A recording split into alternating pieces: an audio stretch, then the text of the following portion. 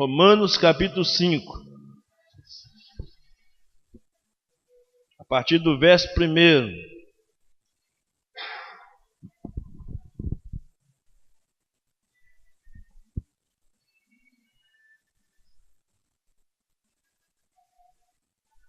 Romanos capítulo 5, a partir do verso 1.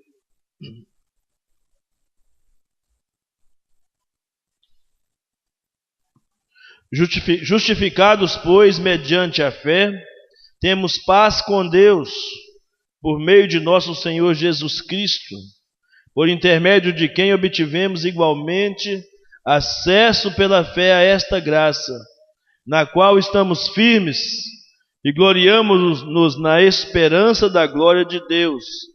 E não somente isto, mas também nos gloriamos nas próprias tribulações, sabendo que a tribulação produz perseverança, a perseverança, experiência, a experiência, esperança.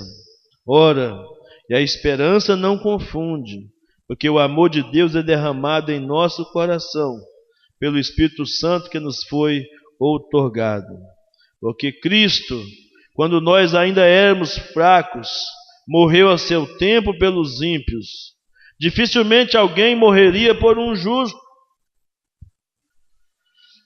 pois poderá ser que por um bom alguém se anime a morrer.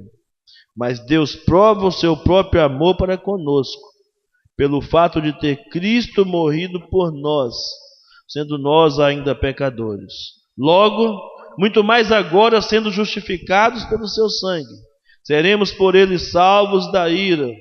Porque se nós, quando inimigos, fomos reconciliados com Deus, mediante a morte do seu Filho, muito mais, estando já reconciliados, seremos salvos pela sua vida. E não apenas isto, mas também nos gloriamos em Deus, por nosso Senhor Jesus Cristo, por intermédio de quem recebemos agora a reconciliação. Amém. Nosso Deus e nosso Pai, nós te agradecemos pela tua palavra e te pedimos que ela fale conosco nesta noite, de uma maneira poderosa, singular e especial. Nós possamos usufruir dos benefícios da tua palavra nesta noite, para fortalecer a nossa fé, transformar o nosso caráter e fortalecer a nossa esperança no Senhor Jesus, ó Pai. Fala conosco nesta noite. Estamos ansiosos por ouvir a Tua voz. É o desejo do nosso coração. Em nome de Jesus. Amém. Amém. Amém? Irmãos, a justificação pela fé é vamos dizer assim, a força motriz, a força que movimentou a reforma protestante. Embora a base da reforma fosse sola escritura, ou somente as escrituras sagradas ser a nossa única regra de fé e de prática, foi o postulado, ou a doutrina da justificação pela fé, que realmente trouxe transformações na igreja medieval e até hoje, até os nossos dias. É a verdadeira doutrina que deve ser pregada sobre a salvação dos homens, justificados somente pela graça por meio da fé em Cristo Jesus, nosso Senhor. E esse negócio, ou essa doutrina da justificação, ela é muito mais antiga do que você imagina. Já no tempo de Abraão, a Bíblia diz que Abraão creu e isso lhe foi imputado como justiça. Então, por que é tão antigo assim a doutrina da justificação pela fé? Porque a doutrina da justificação pela fé nasceu no coração de Deus. Foi assim que Deus estabeleceu que ela existisse, que se cumprisse todo o propósito, todo o projeto, para que o homem pudesse ser salvo. Não haveria uma outra maneira, uma outra forma do homem se salvar, a não ser que ele fosse declarado justo. Já que esse homem, por causa do pecado, totalmente corrompido, totalmente depravado, não tinha condições de produzir justiça própria, não tinha condições de produzir a própria salvação, só teria uma chance para esse homem se houvesse um decreto da parte de Deus para aceitá-lo, ou para torná-lo aceitável aos olhos de Deus. Isso se fez por meio de Jesus Cristo, nosso Senhor e nosso Salvador. Mas já nos primórdios, lá no tempo de Abraão, Deus já começou a ensinar ao seu povo os primeiros passos, os primeiros indícios da justificação pela fé. O apóstolo Paulo usa o capítulo 4 de Romanos, quase na sua totalidade, para falar sobre isso.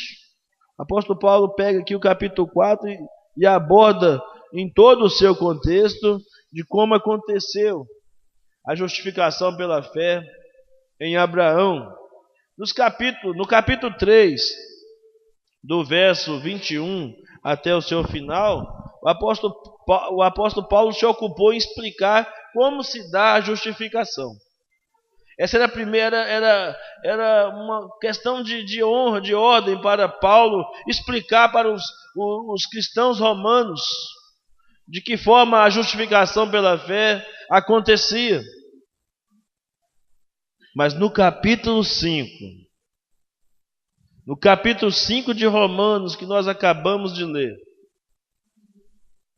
o apóstolo Paulo nos ensina sobre as bênçãos, os benefícios, os resultados, os frutos da justificação. Porque senão seria muito simples alguém dizer assim: tá bom, eu fui justificado pela fé, mas e daí? O que me aconteceu? Ou quais são os benefícios que eu recebo por ter sido justificado pela fé? Amados, a justificação pela fé somente em si já seria uma grande glória, uma grande vitória para nós, porque você ser aceito por um Deus soberano, você ser aceito por um Deus santo, sendo você um pecador, você ser aceito por um Deus puro, reto, como diz o texto no capítulo 5, versículo 8, dizendo: Deus prova o seu amor para conosco, em que Cristo morreu por nós, sendo nós ainda pecadores. Não é porque éramos pessoas boas, mas porque éramos pecadores, Cristo morreu por nós. Então, a nossa meditação, a nossa reflexão nesta noite com os irmãos é sobre as bênçãos da justificação. Quais são os frutos, os benefícios que nós recebemos por termos sido justificados pela fé, por meio da fé, justificados pela graça de Cristo por meio da fé. Quais são os benefícios que nós recebemos por isso? E além de nos levar um entendimento nesta noite de que o capítulo 5 é um capítulo de passagem entre a justificação e a santificação, que Paulo vai tanto trabalhar nos capítulos seguintes, capítulo 6, capítulo 7, especificamente. Paulo vai tratar da questão da santificação. O capítulo 5 é um capítulo de passagem. Você experimenta as bênçãos e agora com a sua vida você vai demonstrar no dia a dia do que você recebeu, do que você experimentou de Cristo a cada dia do seu viver. Então, vamos entender isso, como o apóstolo Paulo mostra as vantagens que nós temos ao termos sido reconciliados ou justificados com Deus por meio da graça, pela graça por meio da fé, como diz a palavra de Deus. A primeira bênção da justificação é a paz com Deus. E eu quero chamar a atenção para os irmãos para um detalhe significativo aqui. Semana passada estávamos examinando um candidato ao pastorado, e eu perguntei para ele se tinha alguma diferença falar sobre batismo com o Espírito Santo ou batismo do Espírito Santo. Eu falei, você acredita que as preposições aqui não mudam nada? Continua do mesmo jeito, a frase tem o mesmo significado, a expressão. Ele diz, não, eu acredito que é a mesma coisa. Eu disse para ele, você está redondamente enganado. Uma preposição pode mudar muita coisa no entendimento de um texto, de uma expressão. E eu quero chamar a sua atenção nesse aspecto, para esse primeiro benefício da justificação pela fé. O aspecto que é chamar é que a Bíblia está dizendo aqui no verso 1 do capítulo 5, que nós somos, nós alcançamos a paz com Deus. E eu quero te dizer, amado, que nesta noite a paz com Deus é diferente da paz de Deus. Eu quero que isso fique claro no seu coração. Porque a paz de Deus, aquela que Paulo diz lá em Filipenses 4:7, que excede a todo entendimento, fala de um sentimento, de uma experiência.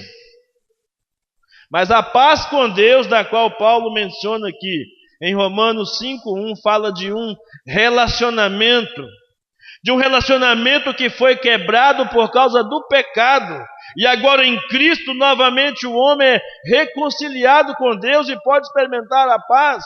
O homem no seu pecado declarou guerra contra Deus. O homem no seu pecado se afastou de Deus. O homem no seu pecado se escondeu de Deus. Mas o apóstolo Paulo diz que ao sermos justificados, pois mediante a fé, por intermédio da fé, a justificação acontece por meio da graça, aliás, pela graça, mas o instrumento que Deus usa é a fé. E o apóstolo Paulo, escrevendo aos Efésios, no capítulo 2, versículo 8 e 9, diz que tanto a graça quanto a fé são dons de Deus. Não é algo que o homem produza, mas é algo que Deus concede ao homem para que ele experimente, usufrua dos benefícios da salvação. Então, amados, a paz com Deus não é um sonho. A paz com Deus não é um projeto. A paz com Deus não é um esforço humano.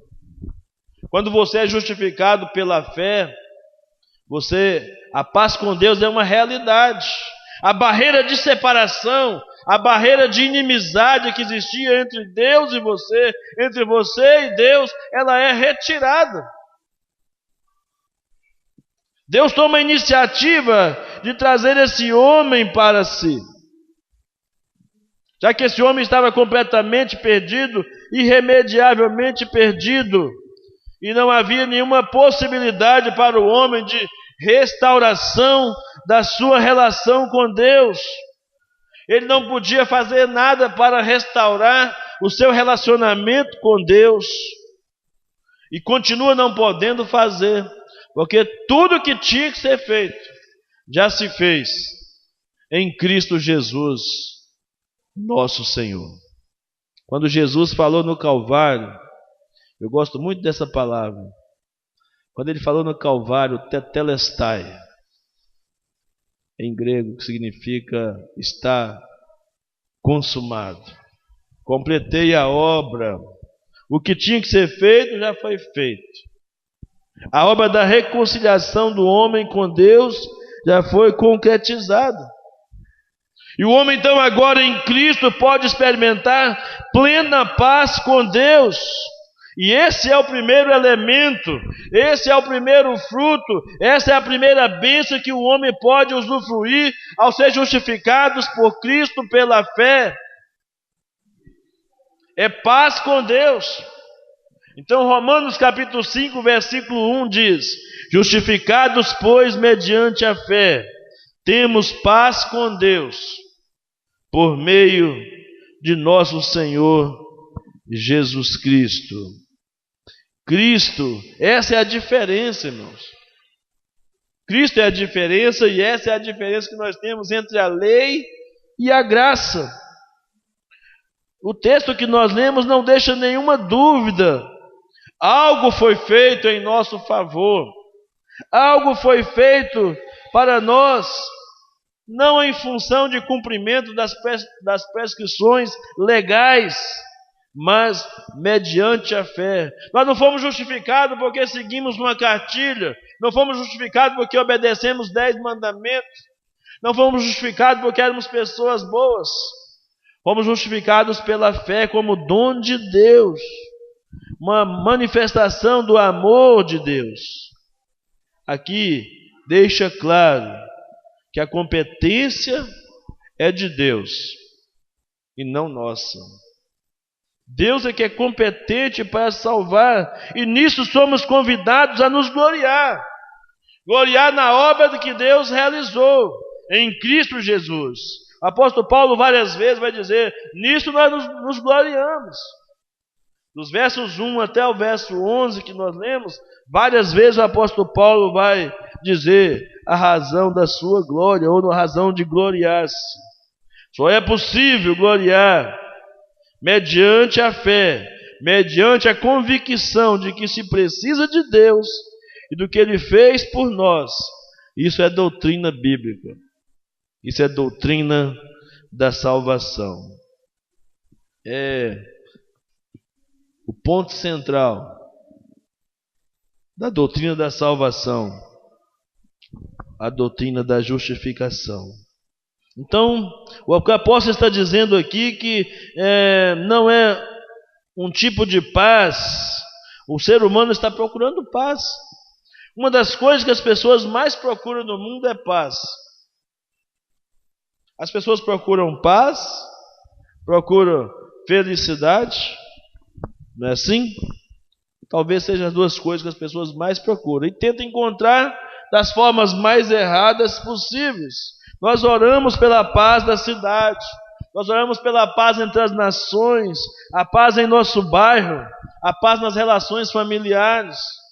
Mas este tipo de paz não é esse tipo de paz que o apóstolo Paulo está dizendo aqui em Romanos capítulo 5.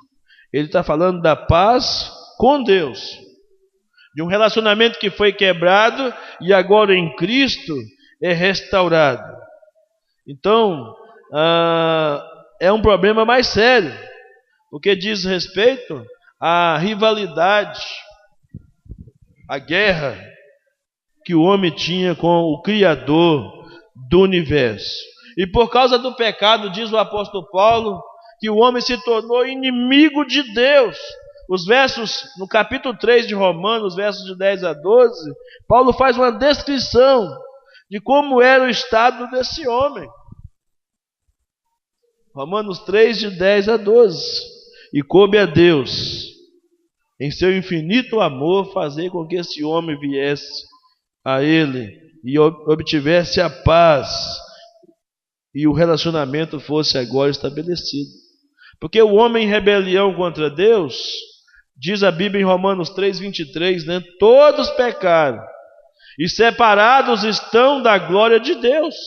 Mas agora, quando o homem é justificado, ele tem acesso à graça de Deus e pode experimentar a sua glória, a Bíblia diz. No verso 2, este é o segundo benefício que o homem experimenta com a justificação. Diz a palavra de Deus, por intermédio de quem obtivemos igualmente acesso pela fé a esta graça. Acesso pela fé a esta graça. Os judeus eram separados da presença de Deus pelo véu do templo. Os gentios eram separados pelo muro externo do templo. Não podia entrar no templo, só ficava no pátio. E os judeus não podiam entrar no Santo dos Santos por causa dos seus pecados. E a Bíblia diz que naquele dia, quando Cristo morreu, o véu se rasgou de alto a baixo, para provar que sempre a iniciativa é de Deus. Quando o homem pecou no jardim, foi Deus que foi à procura do homem. Não é você que está procurando Deus, é Deus que está procurando você. E não se cansará até que te encontre, como um adorador fiel, que eu adore em espírito e em verdade. É Deus que está à sua procura. E aí, não somente o véu se rasgou, mas a Bíblia diz que o muro que impedia com que os gentios tivessem também acesso à graça de Deus, o muro foi destruído. Em Efésios capítulo 2, versículo 14, o apóstolo Paulo diz que a barreira de separação foi anulada pela cruz. Já não há mais separação, já não há mais distinção entre judeus e gentios. O que existe agora é o povo de Deus, o povo que crê, o povo que busca e que em Cristo experimenta livre acesso a Deus. Porque ter acesso à graça de Deus significa ter livre acesso a Deus. Por isso que o escritor de Hebreus diz no capítulo 10 que nós deveríamos chegar com confiança. Deveria chegar ao Senhor com confiança. Por isso que Tiago diz: chegai-vos a Deus e Ele chegará a vós. Porque agora você pode se aproximar, coisa que você não poderia fazer antes. Mas em Cristo agora você pode se aproximar de Deus. No capítulo 2 de Efésios 16 a 18, a Bíblia diz: e pela cruz reconciliar ambos com Deus em um corpo, matando com ela as inimizades. E vindo ele, evangelizou a paz a vós que estáveis longe e aos que estavam perto, porque por eles ambos temos acesso ao Pai em um mesmo Espírito. Desculpe, irmãos. Mas não somente a justificação trouxe a paz com Deus, não somente a justificação trouxe acesso à graça de Deus, mas também a parte B do verso 2 diz que a justificação trouxe esperança. Nós que não tínhamos esperança, nós que nem éramos povo, nós que, como diz o apóstolo Pedro, nós que antes não tínhamos alcançado misericórdia, agora em Cristo, justificados em Cristo, alcançamos a misericórdia de Deus e nos tornamos povo de Deus. Agora há esperança para nós, nos gloriamos na esperança da glória de Deus, diz o apóstolo Paulo. Olha que coisa fantástica, irmãos. Enquanto a paz com Deus trata da questão do nosso passado, a paz com Deus trata do nosso passado, porque estamos quebrados no relacionamento com Deus.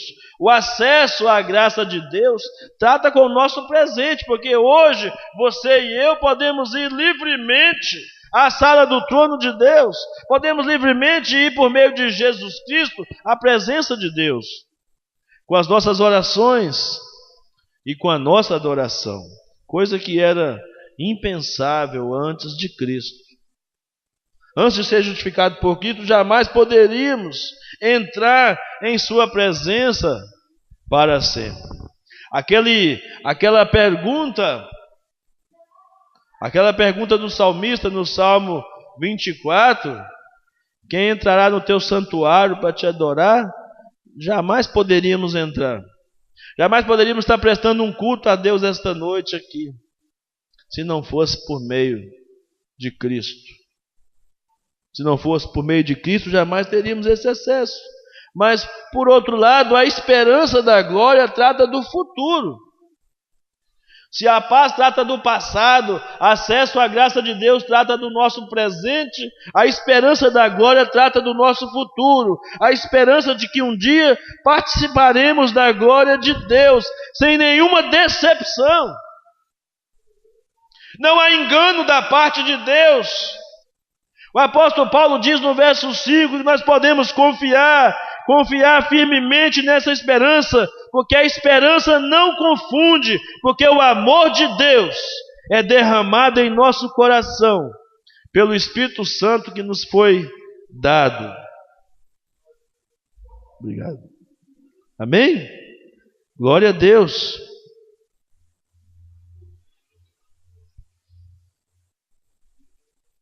É fantástico isso, irmãos. Olha o que o apóstolo Paulo diz. A esperança não nos decepciona. Você pode esperar confiadamente no Senhor, porque a esperança não nos decepciona. E Paulo diz a razão por quê. Ela não nos decepciona porque o amor de Deus foi derramado em nossos corações. Você pode sentir, você pode experimentar, você pode confiar, diz o apóstolo Paulo, de que Deus, de fato, cumprirá olha só o que Paulo diz em Romanos, capítulo 8, versículo 32. Aquele que nem mesmo a seu próprio filho poupou, antes o entregou por nós, como não nos dará juntamente com ele todas as coisas? O que Deus tinha de melhor era o seu filho, e ele o deu por nós. As demais coisas são insignificantes se ele nos tem dado o melhor, que é o próprio Filho, Jesus Cristo. Ele diz: aquele que não poupou o seu próprio Filho, entregou por nós, como não nos dará juntamente com ele todas as coisas? É lógico que muita gente, principalmente nessa maldita teologia da prosperidade, vai utilizar isso aqui, que já que ele me deu Jesus, vai me dar um apartamento, vai me dar um carro, vai me dar dinheiro no banco. Mas Paulo está dizendo aqui das bênçãos espirituais, relatadas lá em Efésios capítulo 1. Nós recebemos a eleição, a predestinação, recebemos o selo do Espírito Santo, recebemos a salvação, recebemos o selo do Espírito Santo como garantia de que somos dele e pertencemos a ele para sempre. É dessas coisas, as demais coisas que Paulo está dizendo aqui, são essas coisas espirituais. E as pessoas usam com muita frequência para poder incentivar pessoas na busca por bens materiais nessa terra. E essa busca dos bens materiais, de certa forma, mata um pouco da esperança do crente pela eternidade. O crente que está preocupado em acumular riquezas aqui não está preocupado com a volta de Jesus. E não é disso que Paulo está dizendo aqui. A quarta coisa que a gente tem como benefício aqui da justificação é a transformação do nosso caráter, de modo que nós podemos suportar as dificuldades, as intempéries da vida com resiliência, com determinação, com firmeza. O que Paulo chama a atenção no texto, irmãos, aqui não é um simples contentar com o sofrimento por causa do sofrimento.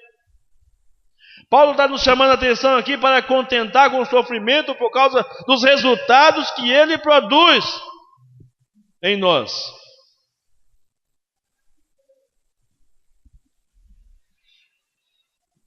Eu disse outro dia que os tempos no deserto muitas vezes são muito mais importantes e significativos do que os tempos de bonança. Porque os tempos de bonança nós chamamos de zona de conforto. Não há nenhum tipo de crescimento na zona de conforto. Pelo contrário, há acomodação. Mas no deserto é um tempo de passagem. E quando se passa, se amadurece. Se você não souber tirar as lições do seu deserto, você perdeu o trem da história. Você perdeu a oportunidade que Deus te deu, uma oportunidade de ouro. Por meio do sofrimento, das angústias, das adversidades, Deus quis ensinar alguma coisa para você. Aprimorar o seu caráter, fortalecer a sua fé. A Bíblia diz que todas as coisas cooperam para o bem daquele que ama a Deus. O grande segredo é amar a Deus.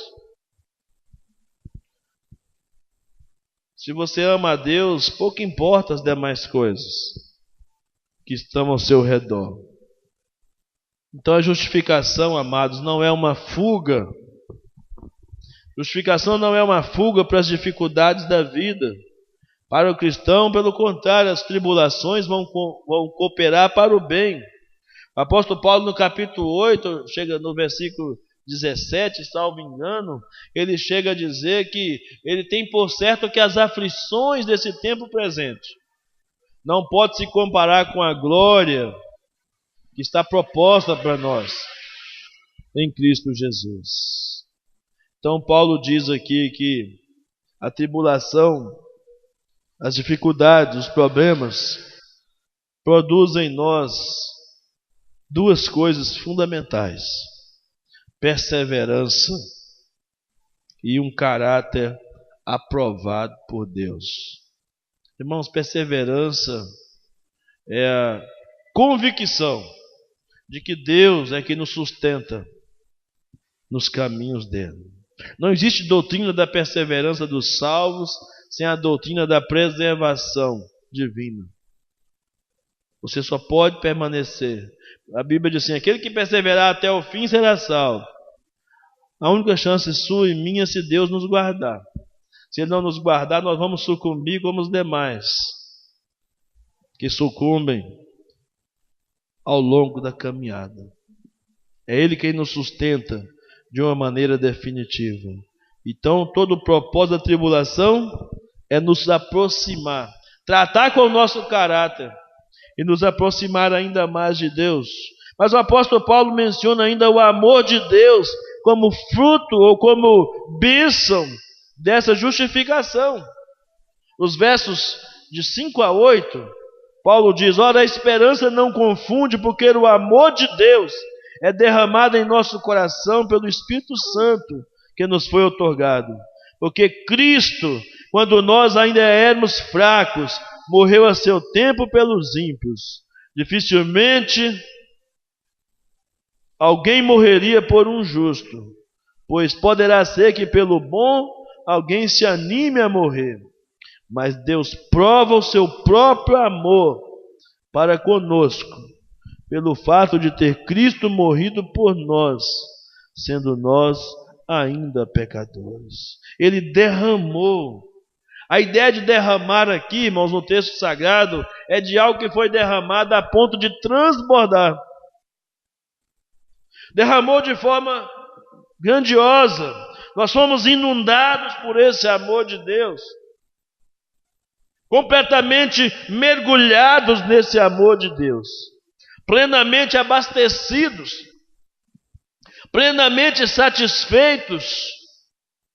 Nesse amor de Deus, nós aguardamos a bendita esperança em Cristo Jesus. Ele diz que esse amor foi concedido pelo Espírito Santo de Deus. Esse amor foi comprovado na cruz. Amor que dá provas. Quem ama não pede provas. Quem ama dá provas. Deus não perguntou assim: se você me amar, eu vou amar você. Deus não falou isso. Pelo contrário, você era inimigo de Deus. Eu era inimigo de Deus quando Deus decidiu amar a você e amar a mim.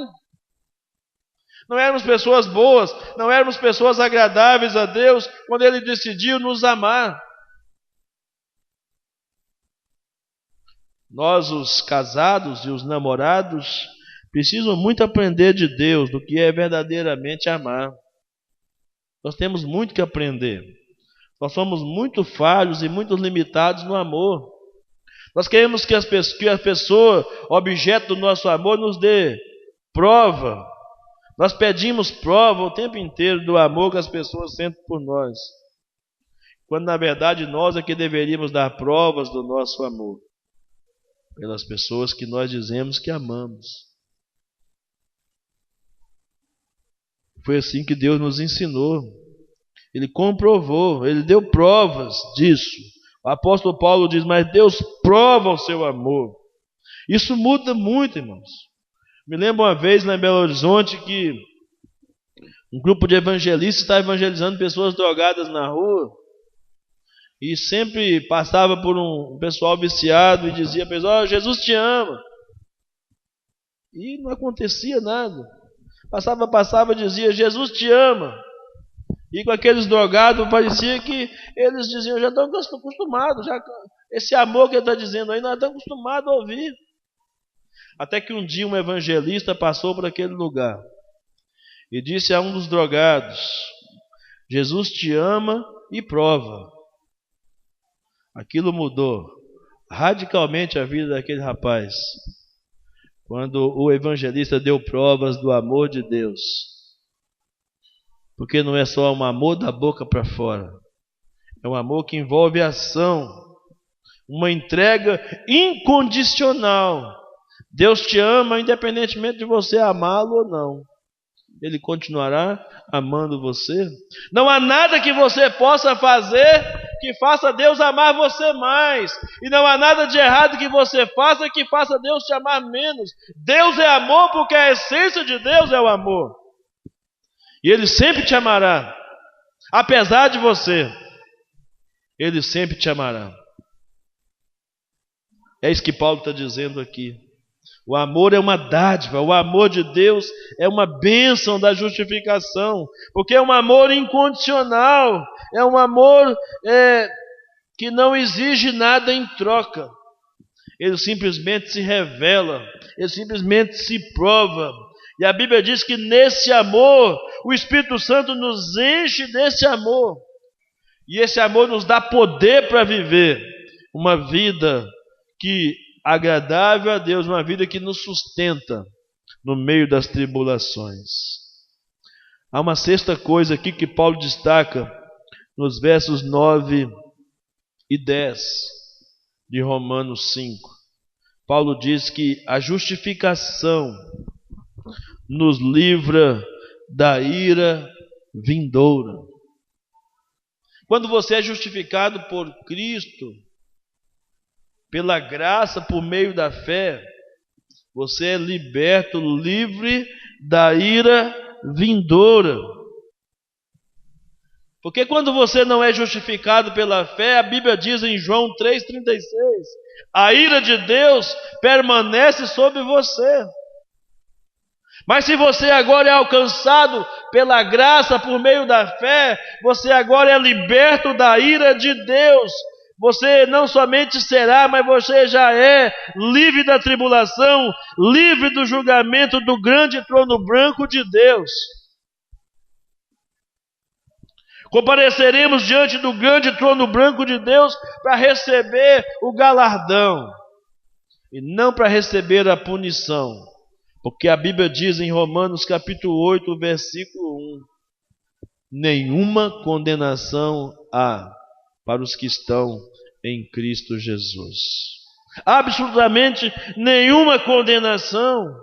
E o versículo 11 vai terminar de uma forma gloriosa, de uma forma extraordinária. O apóstolo Paulo dá glórias a Deus por Deus nos oferecer um meio para a reconciliação. É o sétimo benefício da justificação. Por meio de Cristo fomos reconciliados com Deus. Ou seja, estamos experimentando nessa reconciliação a salvação no tempo presente, no tempo passado, no tempo futuro e a promessa da salvação. Aliás, no passado, no presente e a promessa da salvação no tempo futuro. A esse passado nós chamamos de justificação. É quando Deus livra você da culpa do pecado. Ao presente nós chamamos de santificação. Quando Jesus vai livrar você do poder do pecado. Mas quanto ao futuro, Paulo chama isso de glorificação. Quando um dia seremos livres para sempre da presença do pecado. Então é culpa, poder e presença. São os benefícios que recebemos por termos sido reconciliados com Deus em Cristo Jesus através da justificação. Não há glória maior a ser dada a Deus do que essa. A glória por essa tamanha obra reconciliação que experimentamos em Cristo Jesus.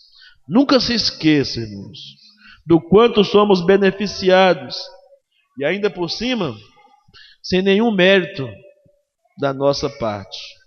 Tudo para Ele, tudo por Ele, tudo dele. O apóstolo Paulo termina o capítulo 11 de Romanos de maneira categórica, dizendo: porque dele, por ele e para ele são todas as coisas. Glória, pois, a ele eternamente. Amém. O apóstolo Paulo termina. Então, aquilo que Judas, discípulo amado, irmão de Jesus, declarou, é tudo que nós precisamos experimentar, irmãos. Judas diz: ao único Deus, nosso Salvador, sejam glória, majestade, poder e autoridade, mediante Jesus Cristo nosso Senhor, antes de todos os tempos, agora e para todos sempre. Amém. Amém. Judas 1, 25. Então, é o nosso desafio viver pela fé, porque fomos justificados pela fé. Então, se você, amado irmão, amado ouvinte dessa palavra, quer experimentar paz com Deus, se você quer ter acesso à graça de Deus, se você quer ter esperança na eternidade, se você quer ter o seu caráter cristão transformado, o seu caráter transformado, experimentar todos os benefícios do amor de Deus derramado em seu coração, se livrar da ira vindoura. Olha que o escritor de Hebreus diz no capítulo 10, que horrenda coisa é cair nas mãos do Deus vivo. Várias vezes Jesus disse aos fariseus: raça de víboras, quem foi que ensinou vocês a fugir da ira vindoura? Então, se você quer experimentar essa libertação da ira vindoura, quer se tornar um reconciliado com Deus, só existe uma possibilidade: através de Jesus Cristo. Não há outro. Não há outro meio de se salvar. Não há outro meio de experimentar essa paz com Deus. Não há outro meio de ter acesso à graça e ao amor de Deus, a não ser por meio de Jesus Cristo. E você que já crê nisso, você precisa ser porta-voz dessa verdade. Viver, crer, experimentar e compartilhar essa verdade. Como os valdenses fizeram no passado, 300 anos antes da Reforma Protestante.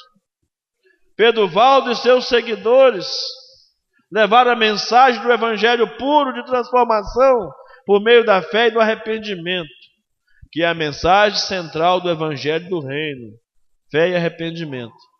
Nós temos a obrigação de sermos porta-vozes desta mensagem, para que em Cristo as pessoas se tornem totalmente livres da ira de Deus. Que você experimente em Cristo. Você entender que é com você que Deus está falando nesta noite, procure. Primeiro fale com Deus. Depois você pode falar com qualquer um de nós aqui da igreja, sobre o seu coração, o seu relacionamento com Deus. Isso é muito importante para você. Primeiro falar com Deus. Deus, eu quero todos esses benefícios da justificação comigo, na minha vida. Eu quero mais do que isso, eu quero compartilhar com outras pessoas isso. Mas você não pode dar, ninguém pode dar daquilo que não tem. Para você compartilhar, você precisa experimentar, você precisa ter, você precisa crer, você precisa viver. Então que seja assim, no seu coração, na sua vida. Se você quiser conversar comigo, pode me procurar depois do culto, converse comigo, para que Deus te ajude a você entender essa doutrina da salvação e experimentar os benefícios no seu coração. Amém? Vamos orar. Pai, nós somos gratos ao Senhor nesta noite, pela Tua palavra, palavra tão poderosa e que produz tanta paz em nosso coração. E o desejo do meu coração é que cada pessoa que veio aqui esta noite experimente esta paz com o Senhor. Que os relacionamentos sejam restaurados contigo, ó Deus. e que cada pessoa que aqui veio seja reconciliado contigo pela obra de Cristo na cruz do Calvário, ó Pai. Que o teu povo experimente esta paz, não somente a paz do Senhor, mas a paz com o Senhor, e sinta a alegria de pertencer ao Senhor, de fazer parte da tua família, a alegria de ser teu povo, de ter sido alcançado pela tua graça, ter sido justificado por ela em Cristo por meio da fé. Nós te louvamos e te adoramos, ó Deus. Nos dê firmeza, nos dê convicções, nos dê experiências com o Senhor, mas nos dê também garantias e convicções no coração e na alma, para não somente crermos, mas para vivermos e compartilharmos essas mensagens profundas em nosso coração. Muito obrigado, ó Deus. Eu sou grato ao Senhor, porque o Senhor falou no meu coração essa noite de uma maneira maravilhosa. Eu sou grato, não sou merecedor de nada disso, mas eu te louvo, eu te adoro, mesmo com minhas limitações e fraquezas. Eu te louvo e te adoro por ter sido liberto da ira vindoura. É a minha oração em nome de Jesus. Amém.